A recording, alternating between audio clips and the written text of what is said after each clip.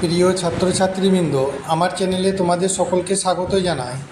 আজ তোমাদের সামনে যে প্রশ্ন উত্তরটি এনেছি সেটি বাঁকুড়া বিশ্ববিদ্যালয়ের ইতিহাস তৃতীয় সেমিস্টার মেজর MJC 4 থেকে প্রশ্ন এবং উত্তর। এই প্রশ্ন এবং উত্তরটি প্রথম থেকে শেষ পর্যন্ত দেখার সাথে সাথে আমার চ্যানেলে নতুন হয়ে থাকলে চ্যানেলটিকে অবশ্যই সাবস্ক্রাইব করে দিও। এটি MJC 4-এর প্রশ্ন, আঞ্চলিক শক্তির উত্থান এবং পতন থেকে। প্রশ্নটি হলো, সাম্রাজ্য নির্মাতা হিসেবে হর্ষবর্ধনের কৃতিত্ব আলোচনা করো। উত্তর দেখো, থানেশ্বরের পুষ্যভূতি শাসক হর্ষবর্ধন বিশ্বজয়ের সংকল্প করেছিলেন বলে বাণভট্টের হর্ষচরিত থেকে জানা যায়। ভগিনীপতি গ্রহবর্মার মৃত্যুতে কনৌজের সিংহাসন উত্তরাধিকারীহীন হলে হর্ষবর্ধন থানেশ্বরের পাশাপাশি কনৌজের প্রশাসকের দায়িত্বভার লাভ করেন। থানেশ্বর ও কনৌজ এই দুই যুগ্ম রাজ্যের রাজধানী হয় কনৌজ। হর্ষ তাঁর সেনাধ্যক্ষকে নির্দেশ দেন যাতে ভারতের সব রাজ্যকে এই মর্মে সংবাদ পাঠানো হয় যে হয় তারা হর্ষের আনুগত্য মেনে নিন অথবা যুদ্ধের জন্য প্রস্তুত থাকুন। তিনি 5,000 হস্তি বাহিনী, 20,000 অশ্বারোহী এবং 250,000 পদাতিক বাহিনীর এক বিরাট সেনাদল গঠন করেন। সাম্রাজ্য বিস্তারের উদ্দেশ্য পরে এই বাহিনীর আকৃতি বর্ধিত হয়। পরবর্তী বেড়া, হিউয়েন সাং বলেন যে সিংহাসন আরোহণের পর 6 বছরের মধ্যে সমগ্র আর্যাবর্তে হর্ষবর্ধনের সর্বময় প্রভুত্ব স্থাপিত হয়। বলা বাহুল্য, এই মত ইতিহাসসম্মত নয়। সর্বপ্রথম তার প্রবলতম প্রতিদ্বন্দ্বী গৌড়রাজ শশাঙ্কের বিরুদ্ধে তিনি যুদ্ধযাত্রা করেন। বাণভট্ট বা হিউয়েন সাং কারও লেখনীতে এই যুদ্ধের কোনো বিবরণ বা ফলাফলের উল্লেখ নেই। শশাঙ্কের আক্রমণাত্মক মনোভাবের ভীত কামরূপ রাজ ভাস্কর বর্মনের সঙ্গে তাঁর মিত্রতা স্থাপিত হয়, কিন্তু শশাঙ্কের জীবিত অবস্থায় তাদের সকল প্রচেষ্টা ব্যর্থ হয়। শশাঙ্কের মৃত্যুর পর তিনি মগধ, উড়িষ্যা, অঙ্গদ ও পশ্চিমবঙ্গ জয় করেন।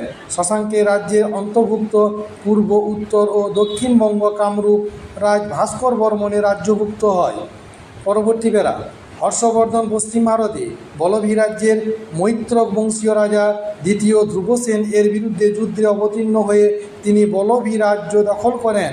এরপর ধ্রুবসেন গুর্জর রাজ দ্বিতীয় কন্দর সাহায্য নিয়ে বলভী পুনরুদ্ধারের উদ্যোগ গ্রহণ করেন।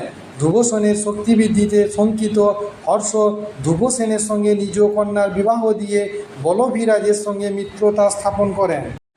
হর্ষ দাক্ষিণাত্য জয়ের উদ্দেশ্যে সেখানে এক অভিযান পাঠান, কিন্তু বাতাপির চালুক্যরাজ দ্বিতীয় পুলকেশীর কাছে তিনি পরাস্ত হন। এই যুদ্ধ কোথায় হয়েছিল এবং হর্ষ নর্মদা উপত্যকা পর্যন্ত অগ্রসর করেছিলেন কিনা তা জানা যায় না। তবে হর্ষ এই যুদ্ধে পরাজিত হয়ে দাক্ষিণাত্য জয়ের পরিকল্পনা ত্যাগ করেন। হর্ষবর্ধন সিন্ধু দেশ ও কাশ্মীরের বিরুদ্ধে অভিযান পাঠান, কিন্তু এই অভিযানও সফল হয়নি। বাতাপির চালুক্যরায় দ্বিতীয় পুলকেশী তাঁর আইহোল শিলালিপিতে হর্ষকে সকলোত্তর পথনাথ বা সকল উত্তর পথের অধীশ্বর বলেছেন। KM পানিক্কর তাকে নেপাল ও কাশ্মীর সহ বিন্ধ্যের উত্তরে সকল ভূখণ্ডের অধিপতি বলে বর্ণনা করেছে। ডক্টর রাধাকুমুদ মুখোপাধ্যায়ের মতে সম্ভাব্য সকল দিক বিবেচনা করে বলা যায় যে হর্ষ সমগ্র উত্তর ভারতের সার্বভৌম সম্রাট ছিলেন। বলা বাহুল্য, এ মত ঠিক নয়। তিনি থানেশ্বর ও কনৌজ অর্থাৎ পূর্ব পাঞ্জাব ও উত্তরপ্রদেশের অধিপতি ছিলেন। তিনি মগধ বা বিহার, উৎকল, কঙ্গোদ এবং পশ্চিমবঙ্গ জয় করেছিলেন। বাণভট্টের মতে হর্ষবর্ধন পঞ্চভারতের অধীশ্বর ছিলেন। পঞ্চভারত বলতে পাঞ্জাব, কনৌজ, বিহার, বাংলা ও উড়িষ্যা বোঝায়। হর্ষবর্ধন ছিলেন অসাধারণ প্রতিভাসম্পন্ন এক সমরকুশলী শাসক। গুপ্ত সাম্রাজ্যের পতনের পর উত্তর ভারতে বেশ কিছু ক্ষুদ্র রাজ্যে বিভক্ত হয়ে পড়লে হর্ষবর্ধনের সময়ে অন্তত কিছুকালের জন্য উত্তর ভারতের কিছু অংশে রাষ্ট্রীয় ঐক্য প্রতিষ্ঠা করে দেশে শান্তি শৃঙ্খলা স্থাপন করেন। তারই প্রচেষ্টায় কনৌজ মহাকয়শ্রী অভিধায় ভূষিত হয় ও পাটলিপুত্রের গৌরব হরণ করেন।